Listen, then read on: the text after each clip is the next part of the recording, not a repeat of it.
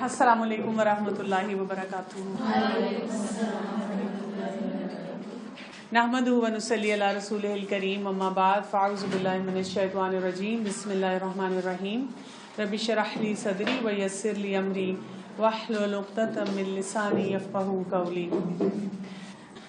वो बच्चे जिनकी लर्निंग डिसेबिलिटीज़ होती हैं, 2-4 बच्चों के बाद हमें एक बच्चा नज़र आता है जिसके कोई ना कोई लर्निंग का इशू होता है और उसकी वजह से वालिदैन बहुत परेशान रहते हैं। अगर किसी बच्चे में कोई लर्निंग डिसेबिलिटी होती है तो हम उसको कैसे इम्प्रूव कर सकते हैं, हम उसके लिए कौन सा काम कर सकते हैं, उसको कैसे पढ़ा सकते हैं, कैसे सिखा सकते हैं।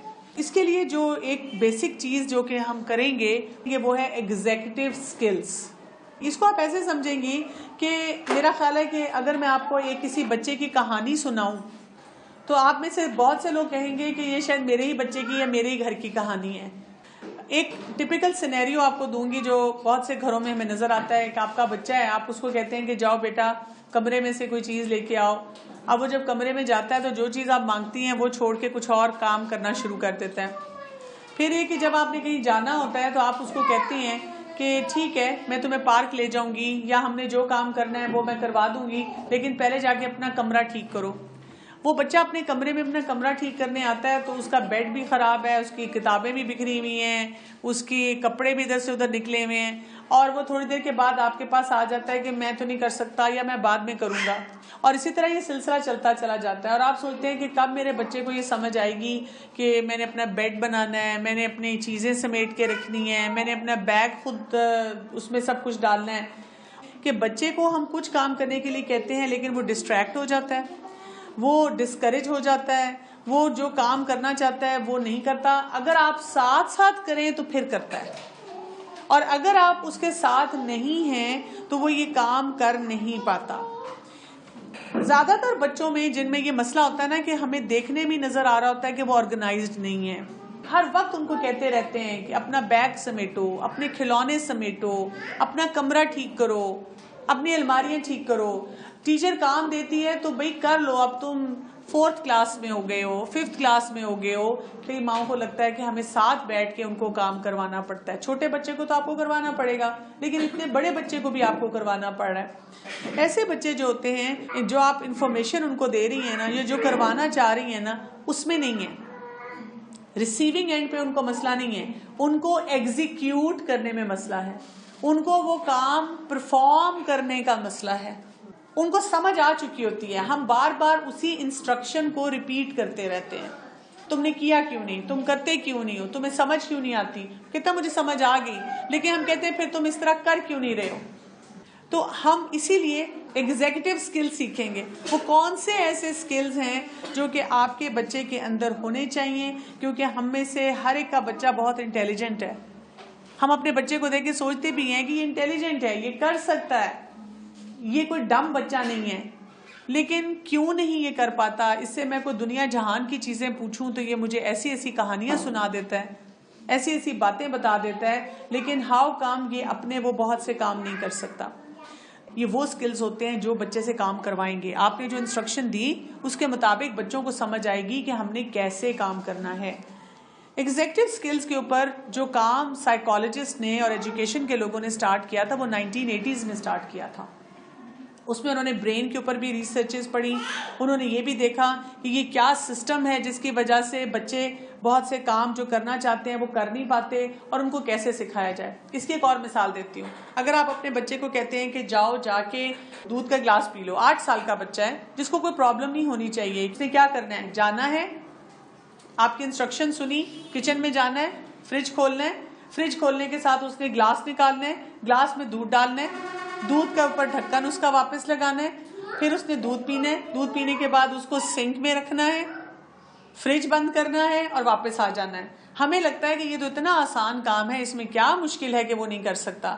लेकिन हम ये नहीं समझ रहे होते कि कोई भी बच्चा जिसको हम एक ये सिंपल सी इंस्ट्रक्शन दे रहे हैं उसके साथ उसको कौन कौन से काम करने पड़ते हैं। मसलन जब वो दूध पीने के लिए जाता है तो उसको जब वो फ्रिज खोलता है तो दूध के साथ कोई बिस्किट्स पड़े हुए नजर आते हैं, कोई चॉकलेट्स पड़ी हुई नजर आती हैं। उसको पहले ये रेजिस्ट करना है कि मैंने चॉकलेट नहीं लेनी, मैंने अपना दूध ही पीना है जो कि मुझे कहा गया है।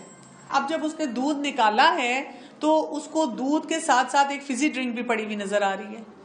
अब वो सोचता है कि मैं ये भी पी सकता हूँ, लेकिन वो कहता है नहीं, मेरी अम्मा ने इंस्ट्रक्शन देके मुझे भेजा है कि तुमने दूध ही पीना है। फिर वो दूध उठाता है। अब उसको क्या करना है, कहीं से जाके ग्लास उठाना है, और उस वक्त उसको बहुत प्यारे लग रहे होते हैं वो ग्लास जो हमने सिर्फ अपने मेहमानों के लिए रखे होते हैं, और उसका दिल चाह रहा होता है कि मैं उस ग्लास में पीऊं, लेकिन उसे पता है कि फिर अम्मा ने जो घूरना है और डांटना है। अब वो अपने आप को उस चीज से रोकता है।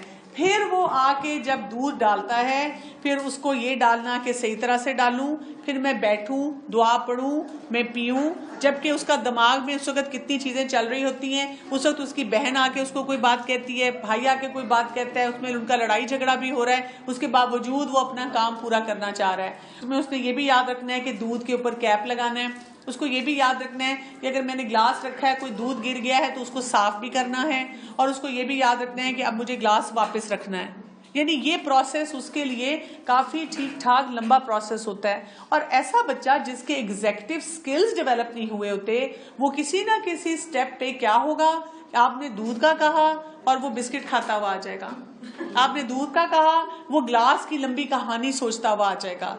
उसका जो रिजल्ट है ना, जो करने का काम है, वो उसको सही तरह से नहीं कर पाएगा, और वहीं पे वो स्टक हो जाएगा, वहीं पे वो फंस जाएगा।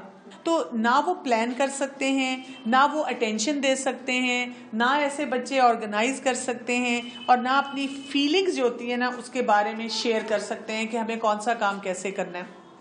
कि बच्चों में जो एग्जीक्यूटिव स्किल्स होते हैं ना, कुछ स्किल्स बड़े स्ट्रांग होते हैं और कुछ स्किल्स वीक होंगे। यानी हर बच्चा आपको ऐसा नहीं मिलेगा जिसको आप बिल्कुल ही डिस्कार्ड कर दें कि ये तो है ही निकम्मा। जैसे अक्सर औकात स्कूल में आपके बच्चे को लेबल लगा के भेज दिया जाता है, डन विद, फारिग करो इस बच्चे को, कोई फायदा नहीं है, ये कुछ नहीं कर सकता, इसको कुछ नहीं आता।